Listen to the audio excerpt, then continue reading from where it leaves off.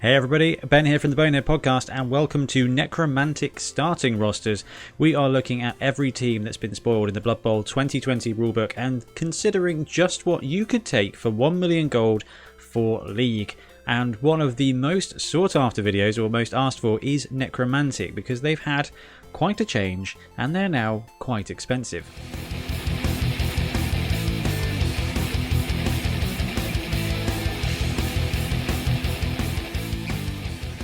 So the big change is that they have lost Wraiths. So Wraiths are the undead blitzer from the undead team really, and they historically were part of the Necromantic team.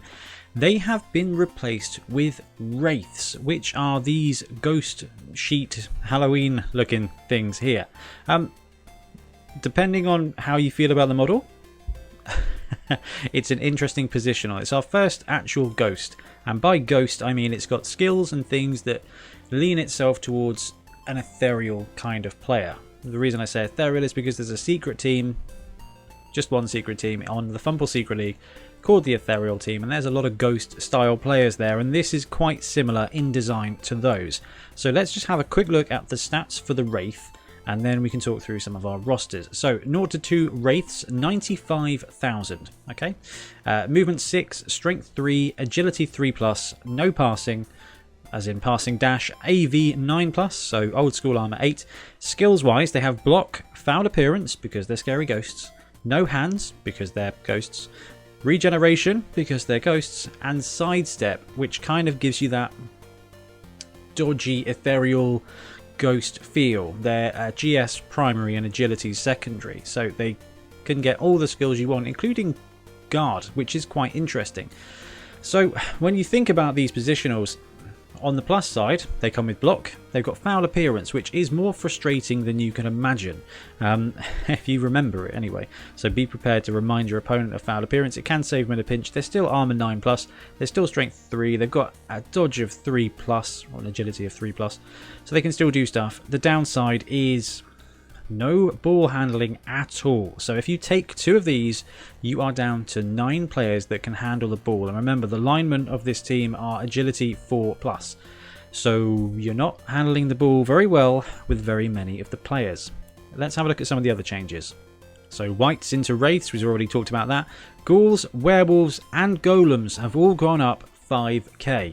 So each. So when building this team, you've got a load of expensive positionals, and mixed in with the fact that rerolls are 70k each, it makes it a really tough team to build, because essentially you've got 8 players and you want all 8 players. You want both the golems for that strength 4, you want both the wraiths for that sidestep block element, you want the ghouls because ghouls are great, they come with dodge, you want werewolves because they're movement 8, frenzy, claws, you know, they're great players. You cannot take them all. So each one of these lists has kind of got an angle of what you're not taking. And I think that's basically going to be how you end up putting your Necromantic horror team together. One thing to mention is that obviously passing, just don't even consider it for this team.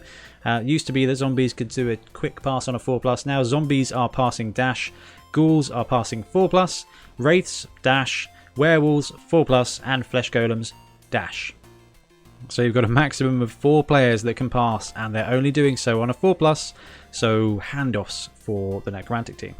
So before we look at the first roster we've got, the thing to bear in mind is that the rerolls are 70,000 each, and you want to take them early in a league because your team has no ball handling skills at all. So we already saw that the passing ability is very limited, but so is the ability to catch and pick up the ball, and you really want to maximize that. And you've got a limited amount of block as well, so taking 3 rerolls is something you've really got to want to not do if you're not going to do it. So first roster has got 3 rerolls but comes with no golems. So like we discussed, this is a team of what do you not take versus what do you take. So in this roster you've got no golems, so no strength 4 guys, but you've got 2 wraiths, so that's 2 of your sidestep blockers.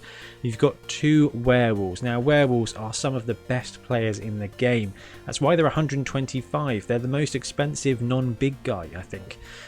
Movement 8, strength 3, agility 3+, passing 4+, armor 9+, claws, frenzy, regeneration. So they are your blitzers and your catchers, your runners, they can do great things. So this roster, although you miss the strength of the golem, does take 2 wolves and 2 ghouls.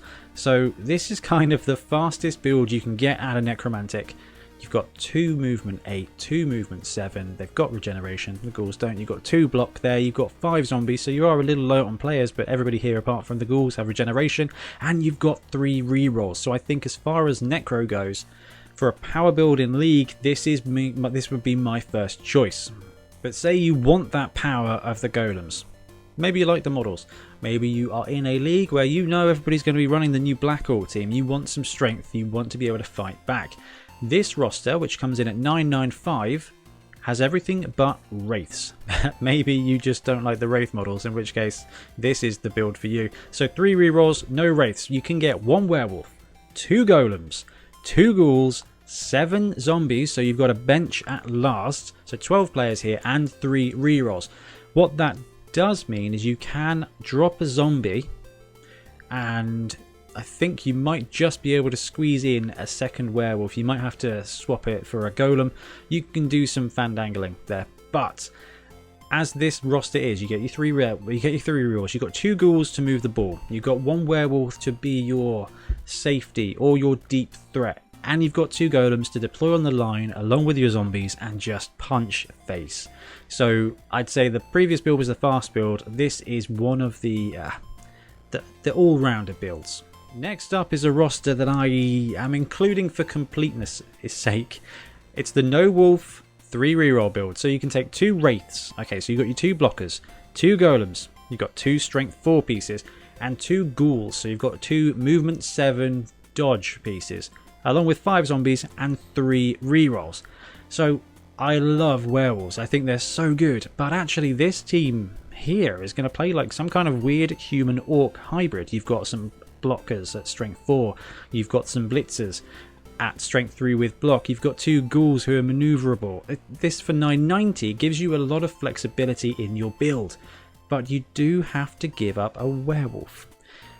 There is cash, however, for you to swap 1 golem, pay 10k and get 1 golem, 1 werewolf, so you can mix it in. So we said we're going for the no wolf build, that's because we think put all those golems on the front line, but you can drop a golem and upgrade it for a werewolf if you want. But let's say you are not adverse to dropping a reroll. Dropping a reroll is the way to unlock the cash in your team to build your positionals. So sometimes we talk about actually TVOP, team value on pitch. This will really drive that home, but without any skills you will suffer without the rerolls. But if you want extra players, this is the way to do it. So if you drop 1 of the rerolls, you take just 2, you can have 5 zombies and then 6 of any of your positionals that you want, basically. I'm not sure if you can quite afford to have 2 wraiths instead of the 2 ghouls, but you really don't want to do that anyway. So this way you get 2 golems, 2 werewolves, that's your combat package right there, 2 ghouls, so you get 2 brawlers with your golems, you get 2 ball handlers with your ghouls, and then you get 2 mid-range players with the werewolves. Okay, they can do absolutely everything. You've got 5 zombies and 2 rerolls. So you can take this with a view of building your players up quicker. I do think that you're going to miss that 3rd reroll, and I don't believe any of these players get pass on a normal. No, they don't. So there's no way to quickly sneak in a leader benefit for a reroll. The difficult thing with the Necromantic roster is that there is so much variance. You've got 8 players and you want them. They've all got their advantages. The golems have the strength, the ghouls have the agility, the werewolves have everything. You should really take werewolves. And then you've got the wraiths with block and sidestep and foul appearance. There's a really interesting team. I think the top 2 here would be my first roster without golems, although you can drop a werewolf and replace it with a golem if you wanted to have a bit of everything. This roster is what you want. I think this is going to be where a lot of Necromantic teams start out. 2 blockers, 2 ghouls, and then a choice of 2 werewolves, 2 golems, or 1 of each. That's going to get you your full Necromantic package, and you're going to have your 3 rerolls, and then you're just going to be building up that cash to get those extra positionals. I am really excited to see this team land, and I feel like it got a bit of a power boost. Now, you say, I don't want people to shout at me in the comments for this, because losing the whites was a big hit. But compared to a lot of the other teams, this team is going to congeal really well. And you've got a lot of independently great positionals. I think this is a solid tier 2 list, and I think what Games Workshop have done with this edition is they've made that tier 2 a real brawl. Like this versus Black Orcs versus Imperial Nobility, you know, I don't know. They can all win. They've all got vulnerability. They've all got cost issues. They've all got great players.